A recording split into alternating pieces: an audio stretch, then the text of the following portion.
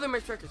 Get shotguns out. I'm going to some kill confirm gameplay on the new map Showtime, Scout Sniping. If you guys want to know what Scout Sniping is, basically it's playing laid back with Sniper Rifle, which is my preferred version of sniping. However, towards the end of this gameplay, I'm starting to run low on tags, so I started saying, holy crap, we need to start getting these tags. So I start dashing around grabbing the tags. We end up winning. I end up going 35-14. One of my better gameplay Scout Sniping actually got a better gameplay than this that I wasn't recording with, so I got pissed off. But we're not here to judge the gameplay, we're here to judge the new Havoc DLC. That's right, this is the review I told you guys have been in the works. Now normally I would review each individual map and give you a verdict. However, to make this easier for you guys, I smashed it all into one video, and we're going to be talking about the multiplayer maps, the third game mode that got added in zombies, and the new gun. Now for future reference, if they don't have a new gun in the DLC, for future games or future DLCs, then I'll add in a random category, or something like major events on a map or something like that. I don't know, I'm gonna think about it at the time. But for now, let's start off with the multiplayer maps. Now this DLC came with the standard 4 maps. However, they're all new. There's no remakes in this DLC. So if you don't like remakes, this DLC may be for you. The 4 maps that came with us is Drift, Core, Showtime, and Urban. And there's some good maps, there's some bad maps, so let's quickly run through them. Core, which is my least favorite map, basically takes place on a stranded excavation site, I believe, and it is a close quarters map, and it's not really that good, personally. For me, I feel like it's very annoying. The circular design of the map, I do not like. It's just a bunch of rubble. I really don't like this map. Next off is Drift. It basically takes place around Christmas time. It's like, I don't really know how to describe it. It's almost like one of those supermarket carnival things, a huge carousel all in the middle that spins around that a bunch of people will put sentry guns on top of, so get your EMPs ready when you come on this map. The B flag is in a very annoying spot to get to, but once the avalanche comes down, basically what happened to the East Coast over the weekend, and it leaves a nice open spot for snipers to take out people on the B flag, my personal favorite spot to snipe on, and also adds in a bit of difference to the terrain from getting to the A flag to the C flag and vice versa. Next up is Urban, which is my second favorite map of the deal. You'll see Urban is a shotgunner's dream. I love running a shotgun on this map. It is such a good map for hardpoint, domination, uplink. I've played it all in the mosh pit. I've played it all, and it is so much fun. This map is probably one of the best maps in the game, hands down. But I'm a shotgun player, so I'm a bit biased towards that. The map feature where the doors close down really don't seem to affect it that much, but it doesn't take away or add anything to this map. This map is really freaking good. And last off is Sideshow, made of people's nightmares, and I don't know how many people are really afraid of clowns. I'd expect something more like Fog from Ghost, but it doesn't take away how this is my favorite map of the DLC. I freaking love this map. This map is a very open map, similar to Wasteland from MW2. It's a sniper's dream. I always scout snipe on this map, unless I need to pull the win. In that case, I'll use the IMR or the ARX. This map is amazing. Has huge long sights. It's lines of sights. God, I cannot talk. But the clown in the middle is probably the most annoying thing on this map, how he shoots bombs out of his head. And they have kind of a big radius. And by big radius, I mean it can cover a regular house. The radius is insane. If you are near that bomb, you are dying. But it doesn't take away from this map.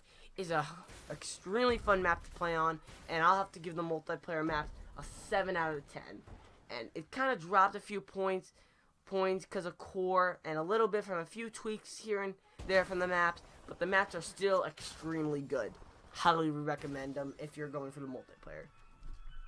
Next up is the third game mode, Zombies. Exo Zombies. We've been waiting for it for a long time. We were expecting Cyborg Zombies. We got something similar, Exo Zombies. Now Exo Zombies is Sledgehammer's take on zombies. Now this is a very fun game mode. It's so similar to Treyarch zombies, to the point where in round 1, everything's a one-knife kill. It's so much fun to play. However, it's lacking a few essential things that was in zombies. First off, the mystery box.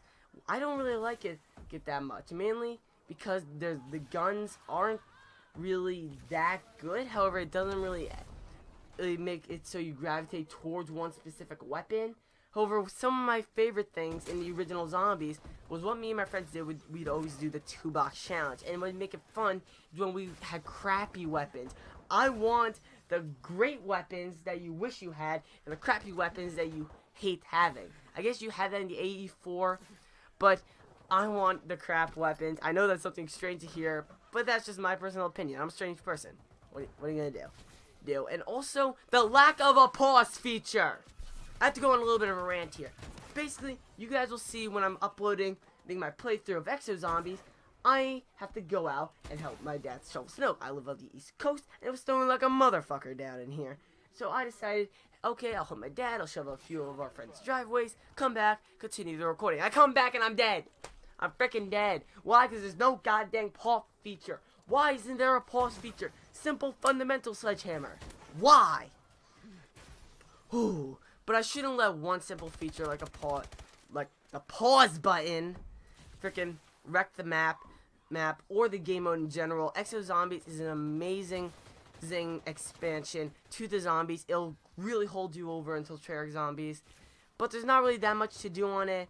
And then a few features I wish was in it. They had a new take on the mystery box, which again, and I'm not a huge fan of. They have perks in it. The exosuits are fun to use.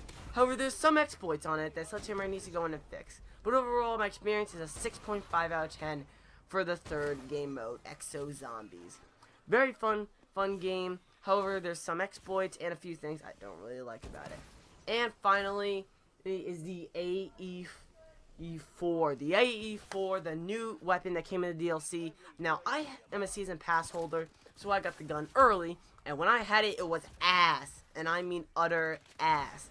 But now that more people have got their hands on it, you're starting to see a new way to run it. Now it's advertised as a fully automatic energy weapon assault rifle.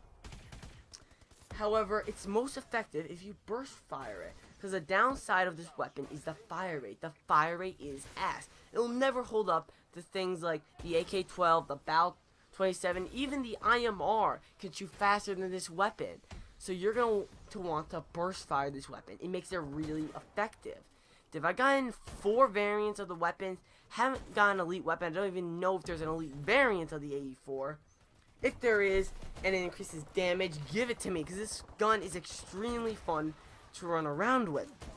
In fact, I have a gameplay of the AE4 that I was going to use if I run out of time for this gameplay that I have playing right now. It's an extremely fun gun to run around with. However, there's 2 major flaws, which actually fixed in the buffs. One is the overheat time was insanely low, but they fixed that. That with heatsink is possibly the best combination you can have for this weapon. Reflex sight and grip is mainly useful. For a grip, however, I'm starting to lean towards more quick draw because they reduce the recoil. So, maybe it'll work. I don't know, but the iron sights are ass. The variants, I haven't tried all of them, but they changed the actual model of the gun for each variant. The full models look completely different, which I think really does show how Sledgehammer is really keen for those little details in their game. Sure, their game has a lot of flaws in it, but it does show that they do pay attention to detail, and hopefully all this will be covered and done. I give the new weapon a 7 out of 10. It's a very good weapon, very fun to run around with. However, it could be a lot better. I want it to be HBR status so it can at least stand up with all the other weapons. And that is my review for the new Havoc DLC. Final verdict has to be a 7 out of 10. This map packs are this DLC is insanely fun and has a lot of cool stuff for multiplayer users, to zombie users, to people who want the new guns, who wanted that new flair to the game. You'll have it. It's an extremely fun experience. It got me back into Advanced Warfare, when I was considering keeping it in that box forever. Anyway, hope you guys enjoyed the video. If you guys liked it and new to the channel, hit the like and subscribe button. And sorry if I started a lot in this video. This is 10 straight minutes of me telling you guys about the DLC. So if I started a little bit, I'm sorry. However, what you're gonna do, I started a lot in my videos, so you guys should be used to this by now.